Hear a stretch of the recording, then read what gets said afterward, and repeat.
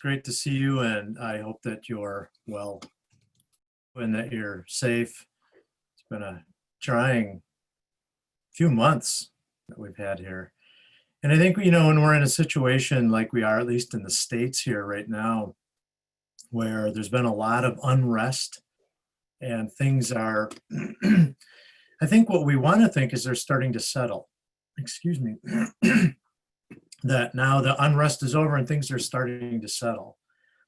But I think if we really look at what's taking place, we realize it never really settles. It doesn't stop. It doesn't return to something.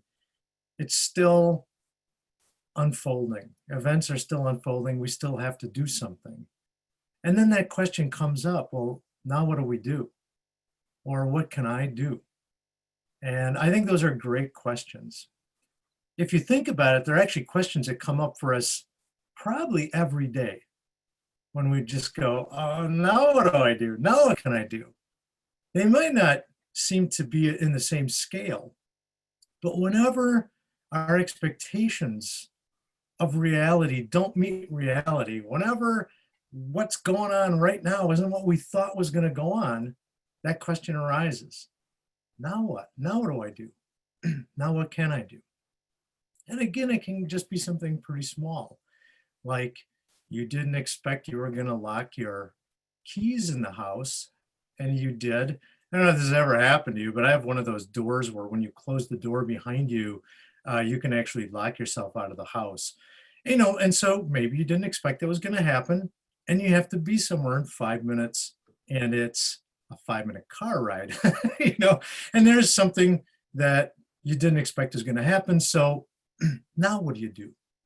So like I said, this question kind of comes up for us on a daily basis when we encounter reality, when it doesn't seem to be the way we thought it was going to be. And so we find ourselves in a situation like this that perhaps was unexpected. Perhaps it wasn't unexpected. One thing I would also invite you to do is, if things are going exactly as you expect them to, is to really be with that, to see that. Because how often are we ever 100% right about what's going on, right? So we get a kind of a rough estimate of what's going on in the world, and we act out of that. And a lot of times that can be helpful, but then that rough estimate, boom, something happens and we find out it's not very accurate, and we're back to, now what do I do? Now what can I do? So as far as a question about what can we do, what can I do, I want to recommend people listen to Steve Hagen's talk from last week about that topic. I thought it was a really excellent talk. And helping us to see what the Buddha Dharma, what the teaching of the awakened say about what we can do. He reminded us of a verse that we chant in sessions. And sessions are meditation retreats that usually here at Dharma Field, we have about 5 of them a year. We've had to postpone a couple of them now because of concerns about spreading COVID-19. But during those sessions, we recite a verse. Actually, a chanter recites a verse, and it's one that I think is a very profound teaching. Just to remind you, the verse is, "May we exist in muddy water with purity like a lotus. Nothing surpasses the boundless mind. Thus we bow to Buddha."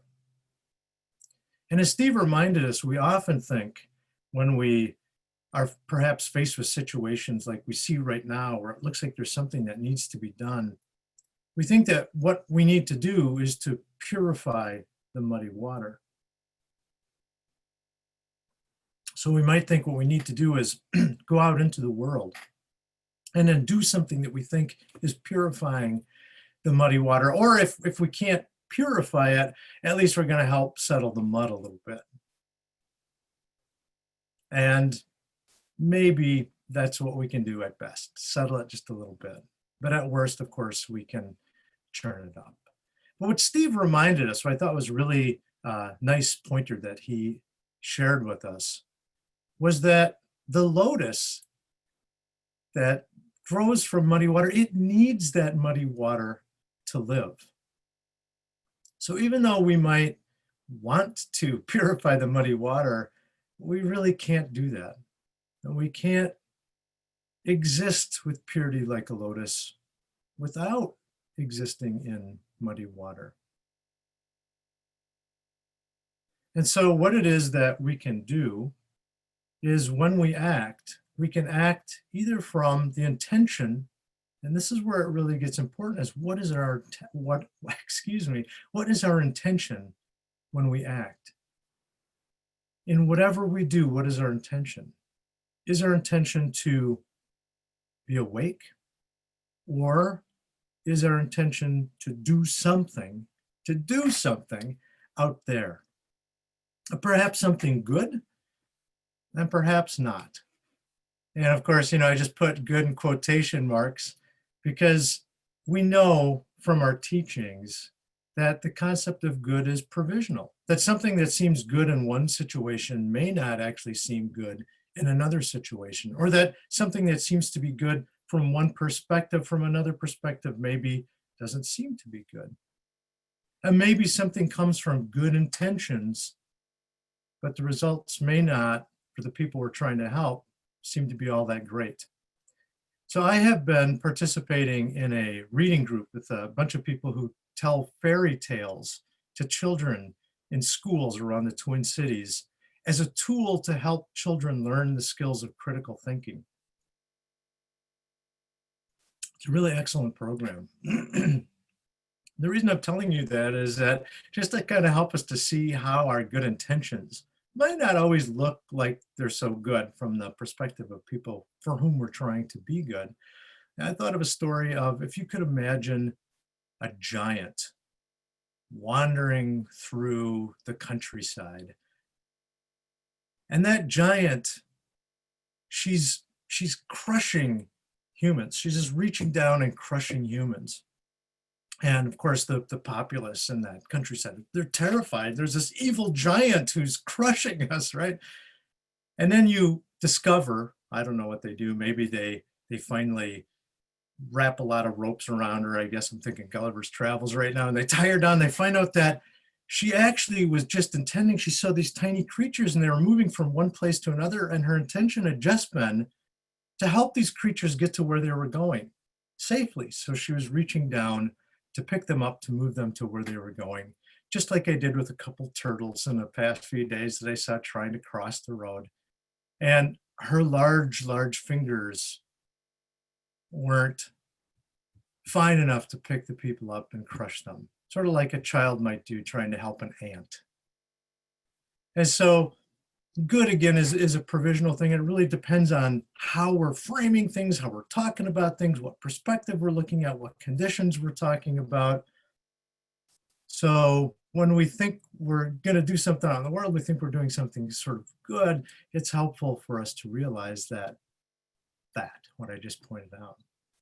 So then we hear something like this, and maybe we hear that teaching that may we exist in muddy water with purity like a lotus. And it seems to us then that what the directive is, what it is we are to do, if our intention is to wake up in each moment, is first then I have to wake up and then I can do something. And I still think that if you pay attention to the resonances, to the flavors, the overtones of what it is that you might have in mind, first I wake up, then I can do something good out there.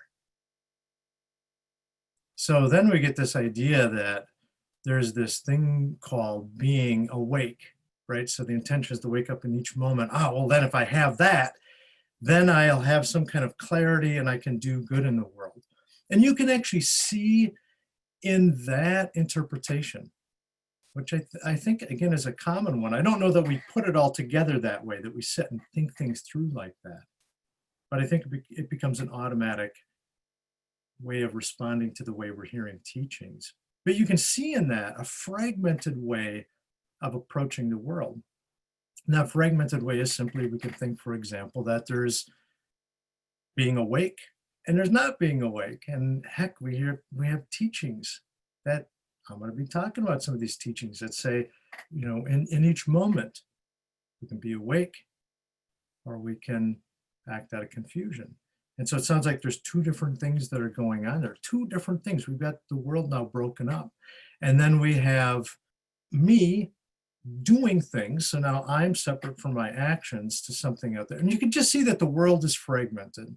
And I only point that out because, again, this is the way we frequently move around in the world, is it's broken up like this. But we don't notice that we've done that. So again, it's an opportunity for us when we see that we're approaching life in a fragmented fashion like that, we can just see what it is that's taking place. But if we do think that there's this idea that, okay, all I have to do is wake up first, and then I can do something good out there, you can see that this can also lead to an idea that then there are people out there who are awake or who have promised to be awake, who are somehow better. They are pure, like a lotus. But that's not really what our practice is either. I want to make that clear. I ran across a really rich teaching from Karen Mazin Miller. She's a teacher out in California in the Miyazumi lineage. And she was talking about, this is from her book, Hand Wash Cold. By the way, Karen Mazin Miller taught here at Dharma Field about 10 years ago as well, just in a weekend, giving some workshops and giving talks. But in her book, Hand Wash Cold, she talks about the fraught relationship she has with her husband. Or maybe fraught might be too strong. We'll just call it the lively relationship that she has with her husband. So they argue a lot, apparently. This is according to Mazin Miller in her book. And she says, you know, when the going gets tough, her husband will say something like, if people could see the way you really are, they wouldn't think you were so zen. And she replies, that's one thing we instantly agree on. I remind him that I don't practice meditation because I'm someone better. I practice because I'll never be anyone else. I read that and that really resonated for me. So again, I don't practice meditation because I'm someone better. I practice because I'll never be anyone else. And I would even say that you could say, I don't practice meditation because I'm someone better, right? Someone who's pure like a lotus. You could also say, I don't practice meditation to be someone better. I practice because I'll never be anyone else. Now it's that I'll never be anyone else that I really want to look at a little bit more closely today as I reflect on, well, what is it? What can we do? What can I do? And what it is that the teachings of the Buddha Dharma help us to see about that. Because when she says, I'll never be anyone else, I think we can hear it in a certain way that's very ego-rooted. That's very much like, I don't know, I just suddenly thought, I know I bring up Seinfeld a lot in my talks, but I suddenly thought of George Costanza and the way that George Costanza refers to himself, right? George is going to be very angry, right? He talks himself in the third person. There seems to be this George Costanza, and then there seems to be a way that George Costanza understands himself as being in the world. And that's not what Mazin Miller's talking about when she says, I'll never be anyone else. She's actually pointing to something else. And so what I was going to do today was I was going to talk about this lovely poem that I encountered in a class that Warren Lang taught here at Dharma Field a number of years ago now. But as I started preparing this talk, as is frequently the case, I came across another text that really spoke to what I wanted to talk about in my talk today. And so I veered off at the risk, I think, it's one of the reasons why I was going to go with a contemporary poem, but at the risk of sounding like I'm climbing down that rabbit hole where people go, what does this got to do with my daily life? So I'm hoping that I can remind us that what this teaching is that I'm going to share with you today, how it is that it's pointing toward what can I do? And again, that's a question that we ask ourselves every day. So it doesn't just have to be in the situation we're in now, but it certainly applies now. That's the only time it can apply is now, because that's all there is now. And what the teaching is, it's from the Dhammapada, which is a collection of Buddha's early teachings. In fact, a lot of Buddhist teachings are ascribed to Buddha, but really understand that they're written hundreds of years after Buddha had passed away. And so even though the conceit is that these are the teachings of the Buddha, there are teachings of Buddha and that they're teachings of Buddha Dharma. They're teachings of the awakened. But the teachings of the Dhammapada are ones that at least are understood to be transcriptions of oral teachings that the Buddha gave. Now, again, hold that with a grain of salt because centuries went by before anyone wrote these down. So they had to go through the telephone. If you ever had to play that game where somebody whispered something in your ear and then you whispered that to somebody else and then they whispered that to somebody. So it had to go through a telephone that went on for centuries. So keep that with a grain of salt. But there have been, my understanding is those tests they do, I don't remember what they're called right now, where they look at linguistic patterns to see if there indeed is an author, a single author behind a text. And there do seem to be suggestions that the teachings of the Dhammapada, at least in spots, come from a single teacher here. So, but the teaching that I encountered that really spoke to me as I was preparing this talk is chapter 12, Self. And I'm only going to read a few of the verses. It's a fairly brief chapter anyhow. And then I'm going to talk about them. And I'm hoping I don't spend too much time talking about them. I have a tendency to do that. So, but the chapter is the Self. And I'm just going to read an excerpt from it, the beginning and the end of this chapter. And I'll talk about what it is that the Buddha is pointing out here in this teaching. And again, hopefully connecting this back to what can I do? What can we do? If you hold yourself dear, guard yourself diligently. Keep vigil during any of the 3 watches of the night. Learn what is right, then teach others as the wise do. Before trying to guide others, be your own guide first. It is hard to learn to guide oneself. Your own self is your master. Who else could be? With yourself well controlled, you gain a master very hard to find. By oneself is unwholesomeness done. By oneself, one is injured. Do not do what is unwholesome, and suffering will not come. Everyone has the choice to be pure or impure. No one can purify another. Don't neglect your own duty for another, however great. Know your own duty and perform it. All right, so let me unpack. There are probably a few things in there that caught your ear a little, just on, wait, what? Buddha just said that? So hopefully we'll get into those areas and get some clarity on it. So again, I'm just going to go through now verse by verse and talk to you about, kind of unpack a little bit about what Buddha's pointing out to us. So right at the beginning, he says, if you hold yourself dear, guard yourself diligently. Keep vigil during any of the 3 watches of the night. And, at first blush, if you hold yourself dear, guard yourself diligently, can almost sound like narcissism, right? If you love yourself that much, then be diligent and vigilant and don't let anybody, I don't know, steal that self or harm that self or injure that self. And indeed, if you look at that self from the standpoint of being ego, if you think of that self as something like, George is going to be very unhappy, right? If you think of it in that terms, then yeah, you're probably talking a little bit about narcissism there.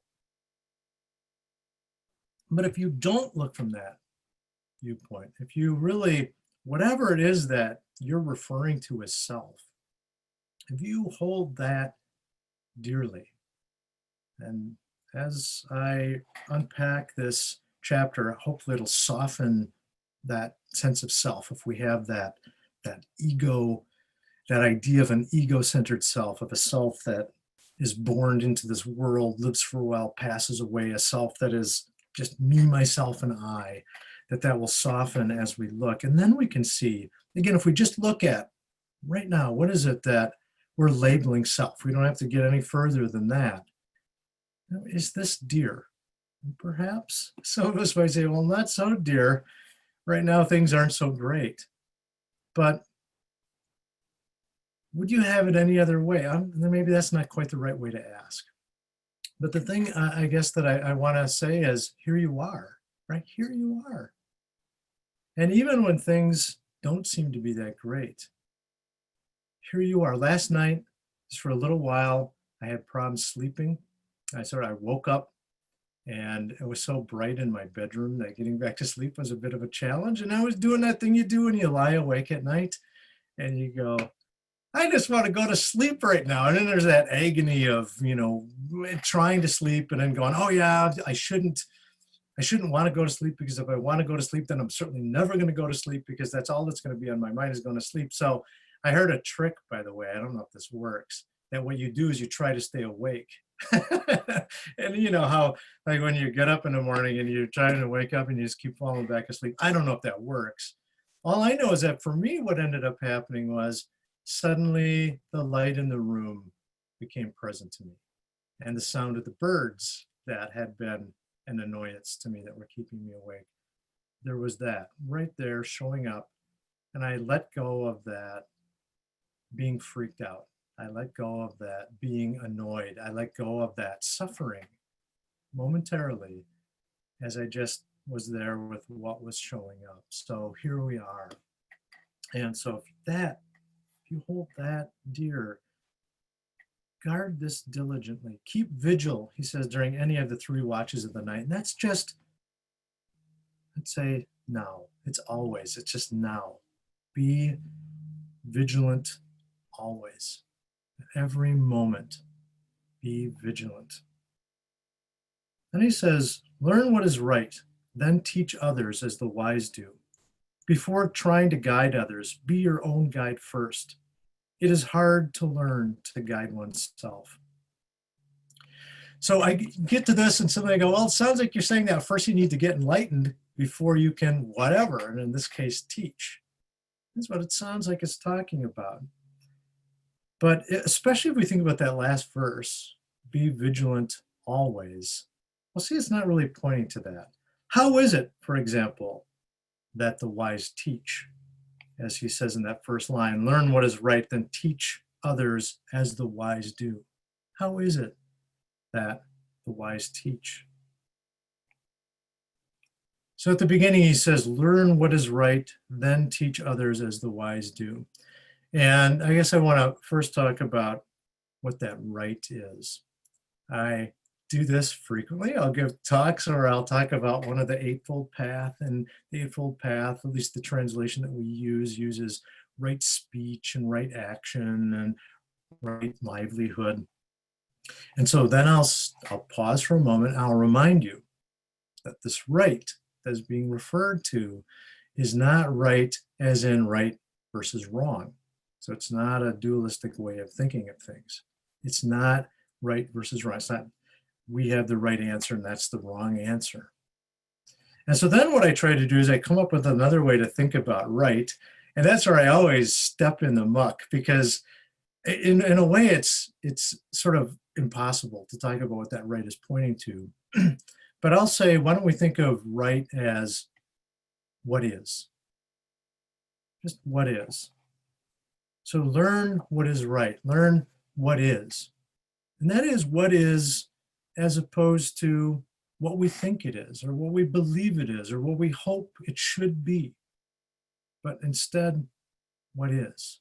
That's right.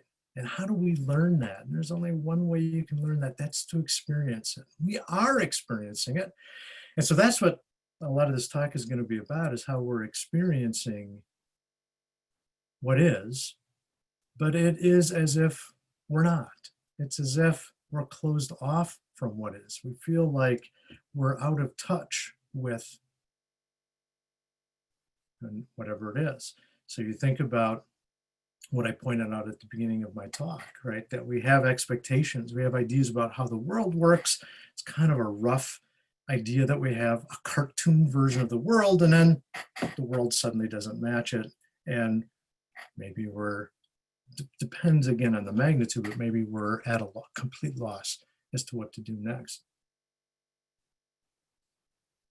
So learn what is right is to see, is to realize what it is that what is that you're experiencing right now.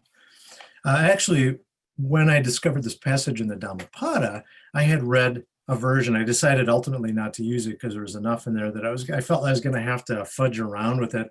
But it was kind of like they took this chapter and they turned it into a poem. They condensed it down into much smaller teaching. And the way that they put learn what is right, they translated that as first establish yourself in the way. And I liked that because, again, our practice, the way, the Eightfold Path, is to realize what is. That's our practice. So establish yourself in that way. Be mindful. Be meditative. I say engage in right action, but some of this starts to put a little bit of a me in there that's doing things. But there's right action, right speech.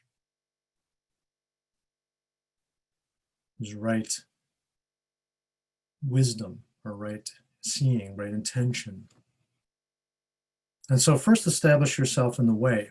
So if you look then, what it is first take up this practice, realize what is, and then teach others as the wise do. So the next line that Buddha says is, before trying to guide others, be your own guide first. So teachers of the Buddha Dharma, they're not just academic teachers. They don't read about this. They don't balance arguments out and then try to put forth an argument. This is a practice. This is the way. This is something that the teachers take up. And then they point toward direct experience. And again, this is not to say then that the teacher is somebody who's landed in the end zone that we might call enlightenment. And from there, they're calling everyone in. Instead, they're establishing themselves in the way. They have to be, like all of us, vigilant in every moment. Be vigilant. Be vigilant in any watch of the night, at any moment, being vigilant. Coming back to this, coming back to what is.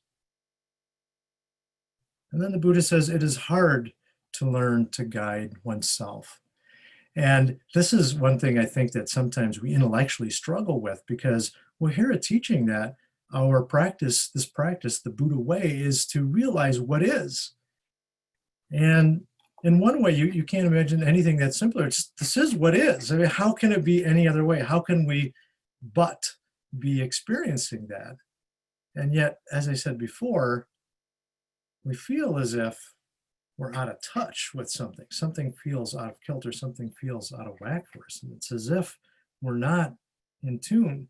So we understand this teaching is very hard to learn to guide oneself, but it doesn't make sense. If all we're really doing is realizing what is, how could that be so hard? But, it dawned on me that the reason this is so hard is that distraction is very distracting.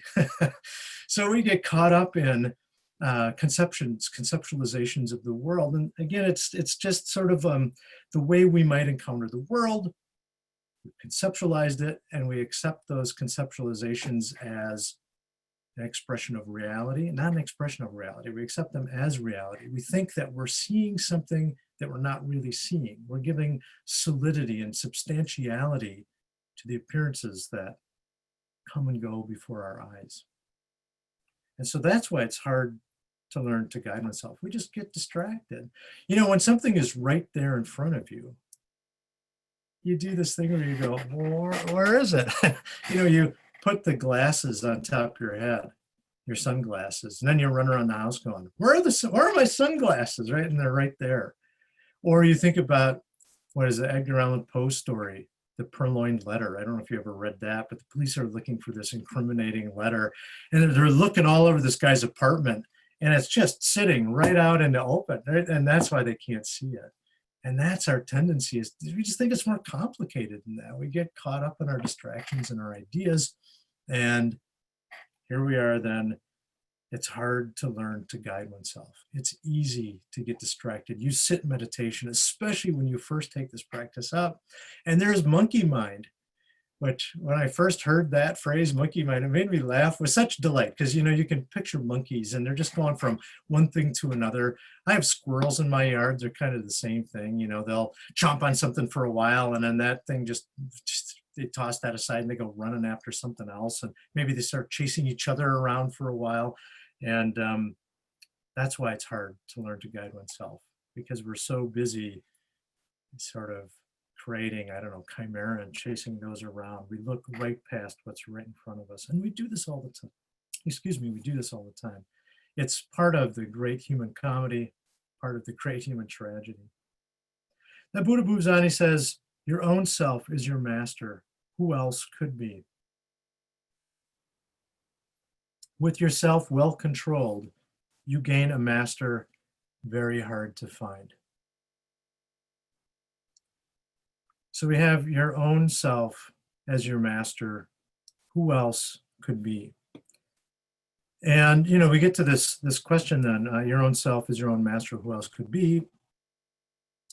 And if you really sort of look at the situation, again, if we think of this in terms of egoism, it sounds like we're talking about solipsism. It sounds like we're talking about, well, there's no one else in the world but me.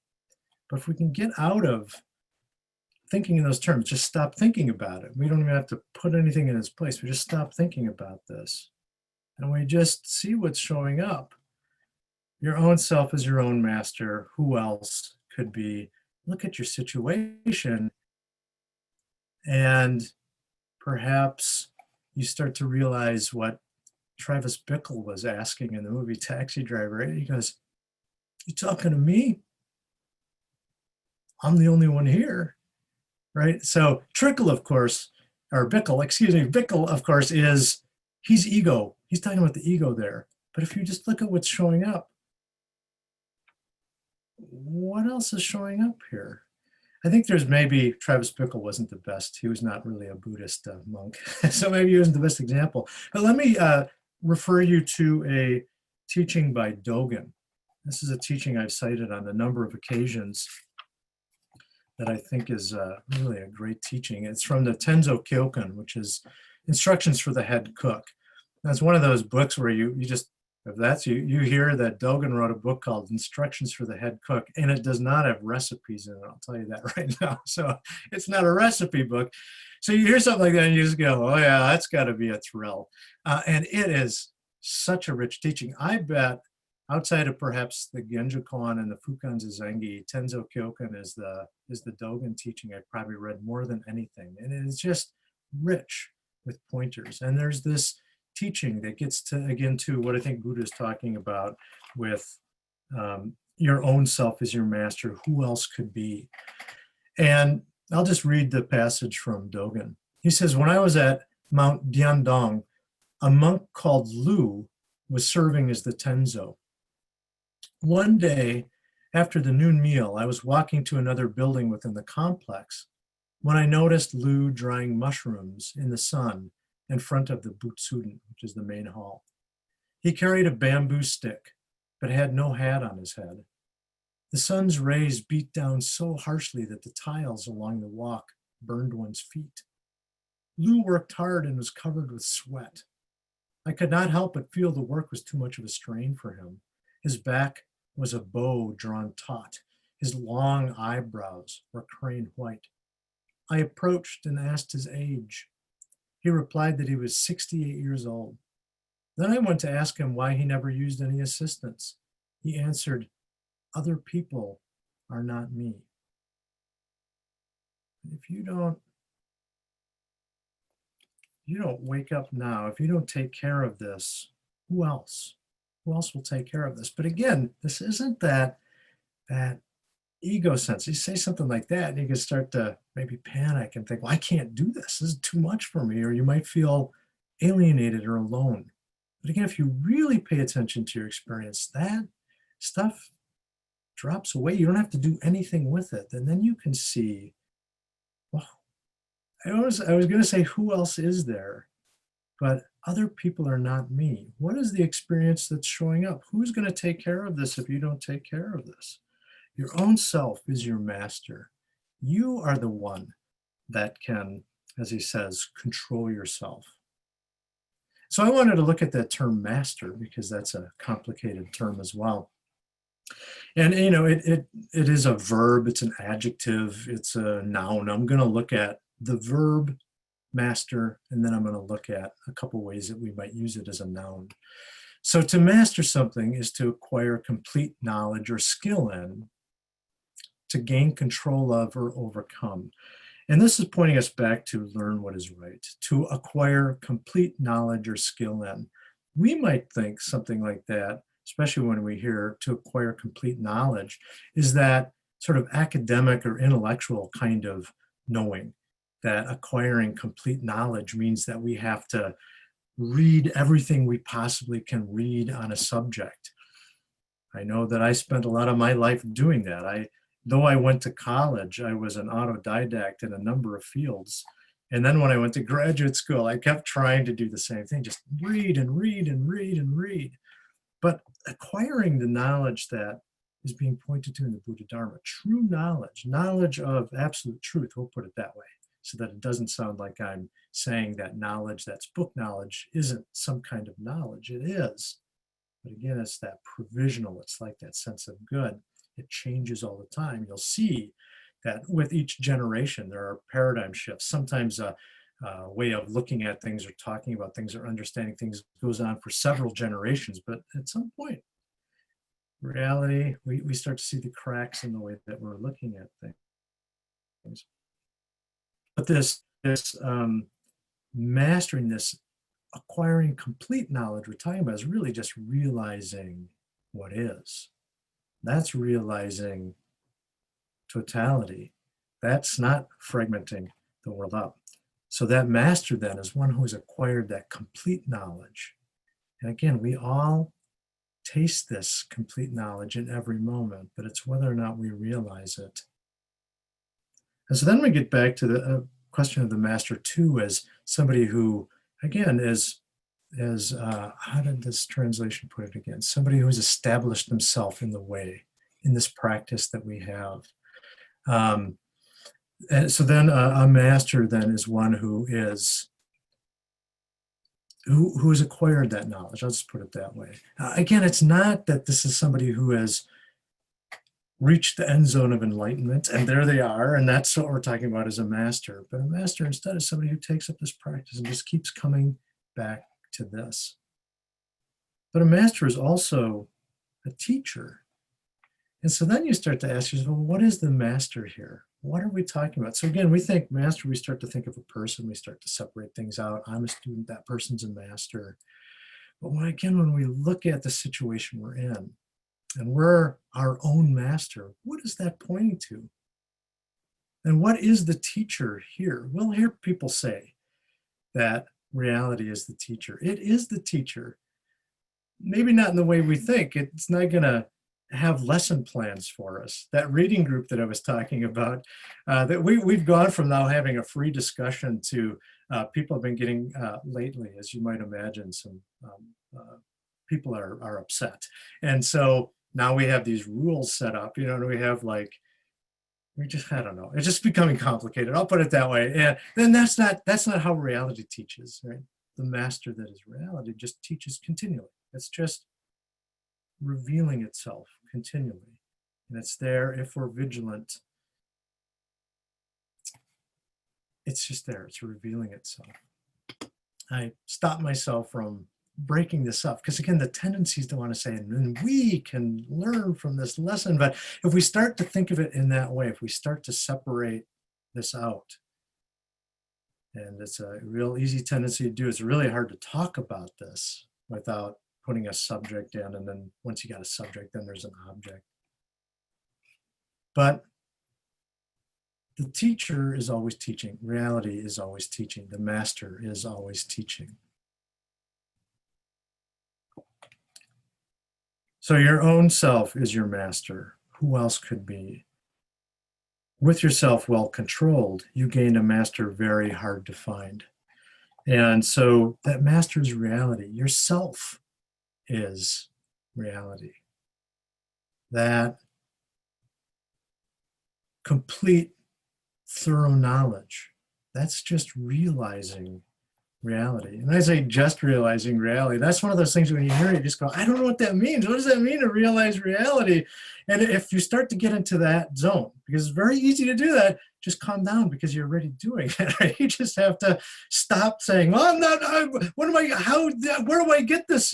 Remember, it's right in front of your nose. The glasses are on top of your head. The pencil's behind your ear, right? It's right here. We can just settle down, calm down. And then with yourself, well-controlled. And well-controlled is just, our meditation practice is just to come back to this. You gain a master very hard to find. And it's very hard to find, again, because the way we usually find things is to look out.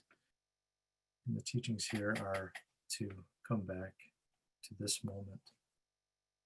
So now I'm going to jump again to the end of this. It says, by oneself is unwholesomeness done. By oneself, one is injured. Do not do what is unwholesome, and suffering will not come. Everyone has the choice to be pure or impure.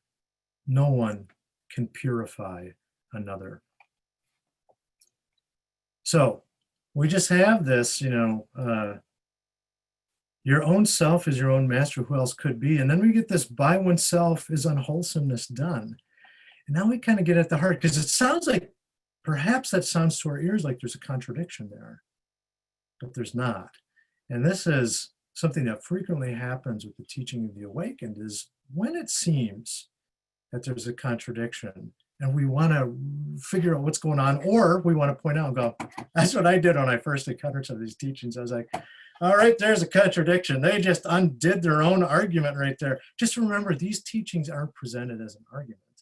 And so when it is that we think we're encountering a contradiction, we're going to go, right, there's a contradiction. Instead, that's an opportunity for you to look at what assumptions you've just brought to this teaching. Because again, these are the assumptions that we normally bring to the world. And these are the assumptions that when we ask, what can one do? What can I do right now that makes that feel so hopeless, is that assumption that you're doing this by oneself, in the sense of me, myself, and I, as opposed to your own self as your master.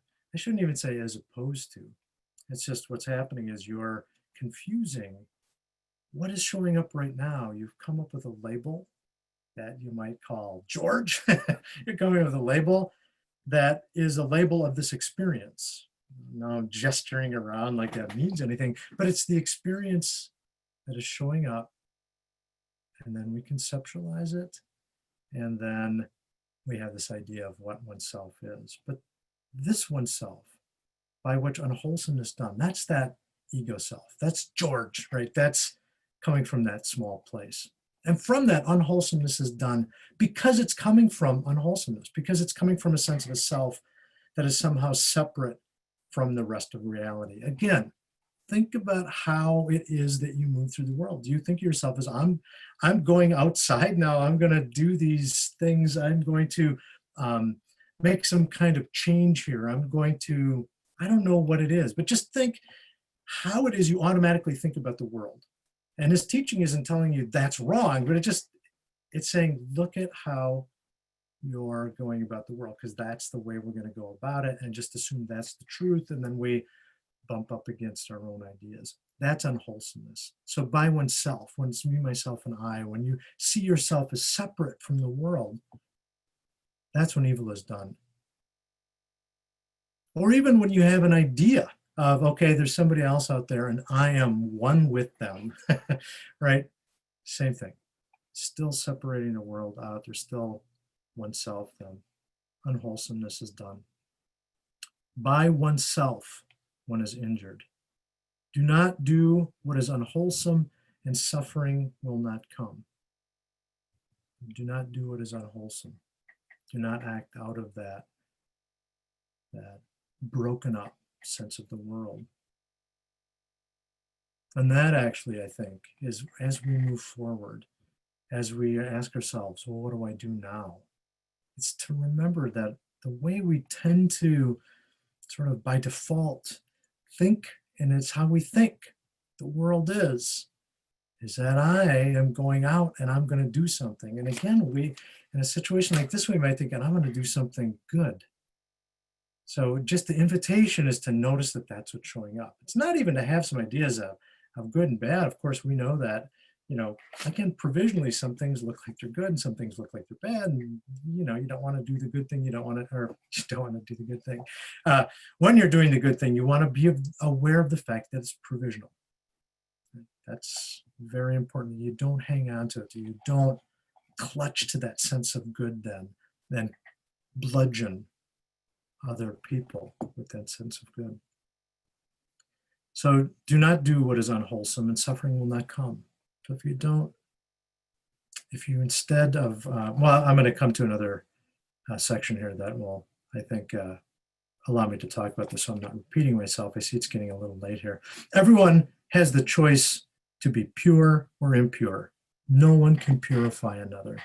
So this is that moment, that pure, impure, again, I'm reading Eknath Easwaran's translation, and I like it because it has a nice flow to it, but sometimes it has language in it that can be a little misleading. And in fact, the Dhammapada often has language in it that people start to break the world up into. I used the word unwholesomeness before. This translation uses the word evil. So I avoided using that because, boy, that's a loaded word, especially in English. And so now we have, everyone has the choice to be pure or impure. And we think, oh, we're talking about, again, somebody who's like holier than thou, or somebody who's really bad. There's such a bad egg that they smell. I don't know. But that's not what we're talking about. When he's talking about pure or impure, we're getting back to that teaching that Steve pointed out last week. May we exist in muddy water with purity like a lotus. And like Steve pointed out, the flower of the lotus, even though it grows up in muddy water, it's not besmirched by mud. And even though we exist in muddy water, reality is not stained by mud. It can't be. It can't be because it's not separate from the mud. The mud itself is reality expressing as mud. So that to be pure or impure really is just pointing to when we act. Do we act from that sense of an ego self that is going out into the world and trying to do things? Again, we do this. This is how we navigate through our day. So some people will hear this teaching and think they're being told then that you don't, get a glass of water, that you don't go through your daily life. What we don't do is cling on to that view. And this becomes very important when we start to ask ourselves, well, what can I do now? And if we really look at when that question arises, it's often what we're thinking is there's something out there that needs to be purified. There's something out there that I need to correct. There's something out there that I need to fix. And that's really where we need to look again. Now, do we step forward out of the intention to be awake, the choice to be pure, to be awake to what is, or impure? And impure is just hanging on to our notions about what's right and what's wrong, what's good and what's bad, that there's me and there's a world out there, that my actions are separate from myself. And that's actually that poem that I was going to read. I thought, I'll maybe give a talk about that sometime. This is the second time I started writing a talk about that poem and abandoned it. I'm sorry, Thomas Transformer, I'll get to you at some point. But what that poem actually helps us to see is that our actions, again, when we're talking about self in that more open way, that is, your own self is your master, who else could be? Our actions are self. I would even say we don't have to put that word self in there at all. And this is when we start hearing a teaching that Buddha has a teaching of anatta, of not self. Really, it's not that there's no self, and people understand that the Buddha taught there's no self. So you might hear, oh yeah, this chapter on self. And my understanding is there's been a lot of debate about this, because then some people go, oh, he really was saying that there's a self. And other people are, no, he's pointing out there's not a self. But again, we have teachings that help us to see. Buddha wasn't pointing out that there's a self. Buddha wasn't pointing out that there's no self, but it's this not self. It's just, you can just let that self drop out of the equation. And that, realizing that That's the choice to be pure, to wake up to what is, to not separate, to not break out, to not act out of that sense of ego. It's to wake up to what is. And then he goes on, and I think this is really important. No one can purify another. No one can purify another. So remember, it's your own self is your master. Who else could be? So all you can do is, excuse me, no one can purify another. You know, again, our tendency, our desire is to want to go out there and wake people. Maybe you want to shake somebody and go, come on, get with it, wake up. But you can't wake somebody else up. In fact, if you do that, if you actually, now I was going to say that doesn't work, but sometimes it actually does work.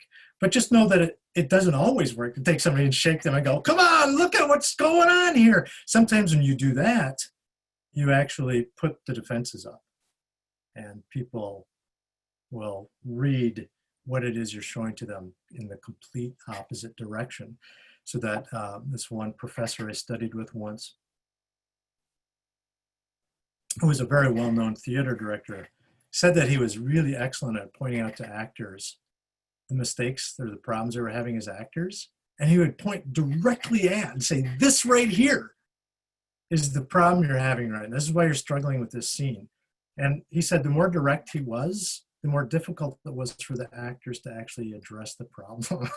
Right? So it doesn't always help for us to go, come on, wake up, it's right here. I mean, sometimes I can just get people to not see it all. So you cannot purify another. That is actually each of us. And this is what, to me, is the freedom of this teaching, is we don't rely on a teacher. We don't rely on somebody to come along and wake us up. Nobody can do that. Only we can wake ourselves up. These teachings show us how we do this. So as we're now moving forward, if we're asking ourselves, well, what do I do now? What can I do now? Just remember, whatever it is that you do, first of all, you cannot purify another. And that is something that we, I think, have a tendency to want to do. You know, think about if you're in a long-term relationship and you want to keep that person from leaving the cupboards open in the kitchen. You know, so you come up with some kind of method to keep the person from doing that. You can't purify another. You know that they need to see for themselves why that might be a problem. Maybe they need to bang their head against the cupboard or something like that. You only do this for yourself. Otherwise, it's really not, I don't know, it just becomes these pat answers. So it's one of the reasons I was a little hesitant to use the Dhammapada, because even as I'm talking about it, I feel like I'm using language that I've used before and you've heard other teachers use before, and it doesn't, you know, it just becomes more words. It sounds like we're saying, well, this is what, all you got to do is this. And then you go, but I don't understand what it is that thing is that you're talking about. And that's because, again, no one can purify another. Only you can purify yourself. Only you can master yourself. And there's a really well-known story about this. The Zen master Kyogen, when he was a student, his teacher asked him basically, what is reality? And he went back to his books and he tried to find all, you know, the answer to, and he just couldn't do it. And so he came back and he told his teacher, he said, look, I don't know. I've looked through all my books. I can't find the answer.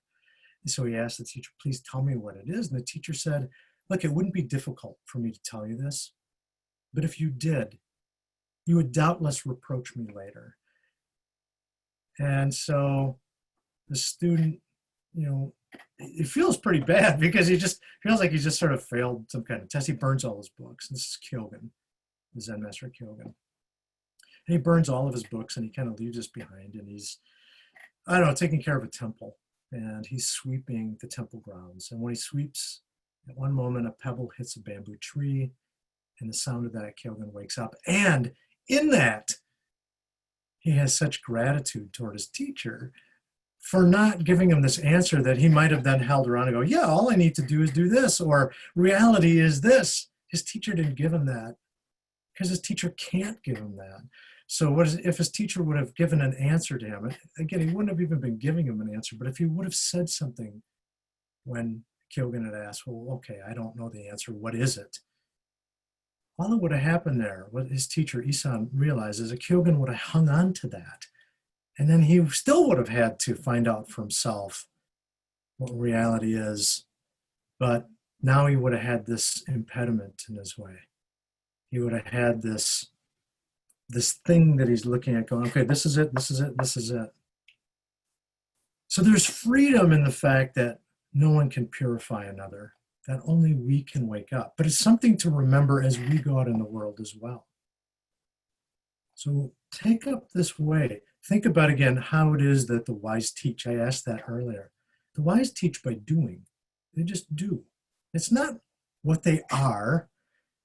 It's just by doing. The wise teach by doing. And in doing, they set that example. And what is it that we do?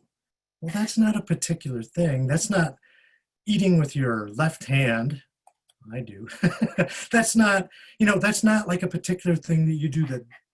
That's not how the teachers teach. They teach by being grounded in this way, by coming back to now. So then this chapter ends with, do not neglect your own duty for another, however great. Know your own duty and perform it. And I hope now that that part doesn't stick in your ear. Don't neglect your own duty for another, however great. Know your own duty and perform it. I hope that you can hear in that this isn't asking us then to disregard others. It is in that it's helping us to see that when we think of the world in others, that there are others that we need to purify, that we need to go out and help, that we need to go out and save. We're breaking the world up right now. And that when we've broken the world up right now what we do is unwholesome. Even if it's good, it's unwholesome. So what can we do now is just to be aware of our conceptualizations and not grab hold of them. And so in not grabbing hold of them, we don't act brittly in the world and we don't end up churning up the muddy water or causing harm. So I knew at some point here I was going to have taken the whole hour. So thank you for your patience and sitting with me all this time. I guess if anyone does have a question or comment, we could probably take a couple of those right now. Otherwise, thank you.